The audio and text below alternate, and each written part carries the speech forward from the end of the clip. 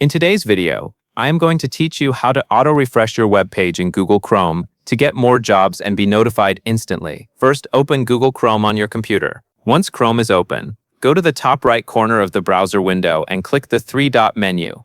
From that menu, move to Extensions. Then click the option to visit the Chrome Web Store. When the Chrome Web Store opens, look for the search bar. Click inside the search bar and type Easy Auto Refresh. After typing the name, find the correct extension in the results and click Add to Chrome. Chrome may show a confirmation pop-up asking if you want to install the extension. If that appears, approve it so the extension can be added to your browser. Once the extension has been installed, the final part is setting it up on the tab you want to refresh. Go to the page that you want Chrome to reload automatically. Then click the extensions icon near the top right area of the browser. From the list of installed extensions, select the Auto Refresh extension you just added. This will open its controls. Inside the extension, choose the timer you want to use for auto refresh. For example, you can set it to refresh after a few seconds, depending on how often you want the page to reload.